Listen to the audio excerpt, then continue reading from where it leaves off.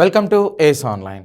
The magnetic field inside a long straight solenoid carrying current is uniform and parallel to the axis of solenoid. Next, inversely proportional antenna, inversely proportional to the current. Next, 0. Next, fourth one వచ్చి stronger near edges అన్నాడు.